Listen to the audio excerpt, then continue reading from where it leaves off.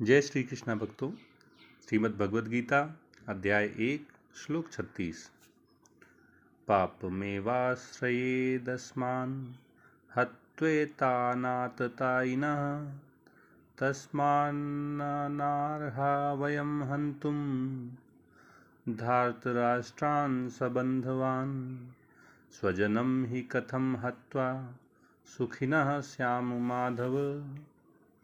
अर्जुन भगवान कृष्ण को माधव शब्द से संबोधित करते हुए कहता है कि हे कृष्ण, हे माधव, इन आतताइयों को मारकर तो हमें पाप ही लगेगा। अतः अपने ही बांधव धृतराष्ट्र के पुत्रों को मारने के लिए हम योग्य नहीं हैं, क्योंकि अपने ही कुटुंब को मारकर हम कैसे सुखी होंगे।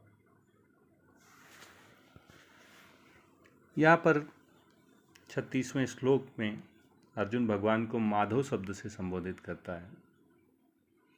माधव शब्द का उद्भव दो जगहों से होता है। पहला, वसंत ऋतु को मधु के नाम से भी जाना जाता है और वसंत ऋतु के स्वामी अधिष्ठाता होने के कारण भगवान माधव कहलाते हैं। एक कहानी ये भी है कि त्रेता युग में एक मधु नाम का राक्षस था। जो मथुरा का राजा था। इसके भाई का नाम यादवराज था और यादवराज के वंश में ही आगे चलकर भगवान कृष्ण का जन्म होता है। इसलिए भी मधु के भाई के वंशज अर्थात मधु के वंशज होने के नाते भगवान माधव कहलाते हैं। इस श्लोक में अर्जुन भगवान से धृतराष्ट्र के पुत्रों को आतताई कह के भी संबोधित करता है। वैदिक आदेश के अनुसार 6 प्रकार के आतताई होते हैं। विष देने वाले को आतताई कहा जाता है। किसी के घर में आग लगा देने वाले को आतताई कहा जाता है। धारदार हथियार से अथवा घातक हथियार से आक्रमण करके किसी को मार देने वाले को आतताई कहा जाता है।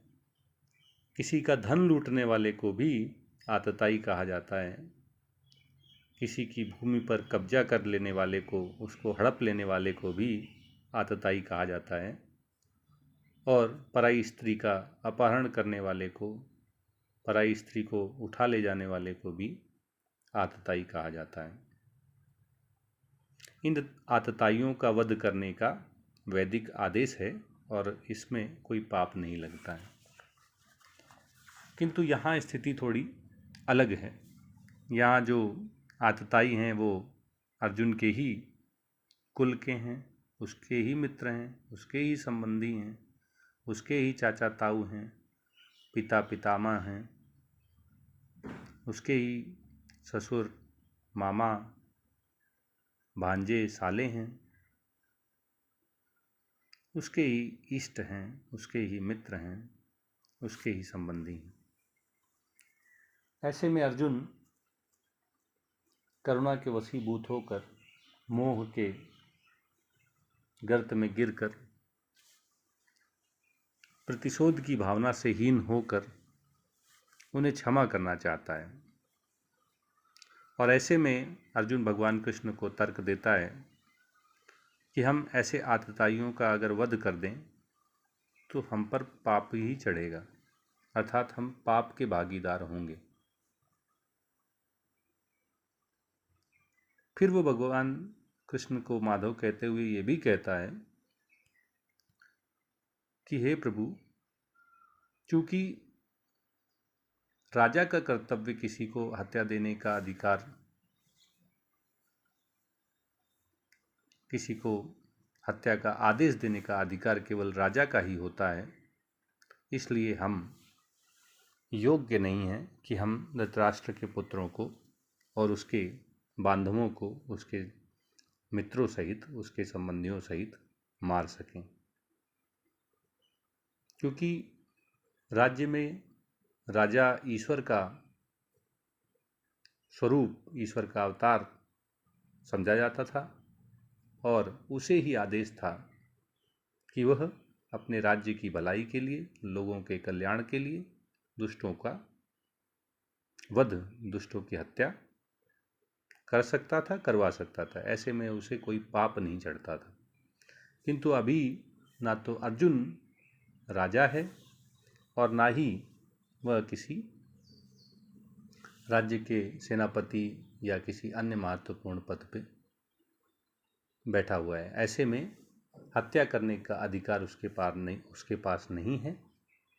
इसीलिए वो भगवान से कहता है कि वह धृतराष्ट्र और उसके बांधवों के, उसके मित्रों की हत्या करने के लिए योग्य नहीं।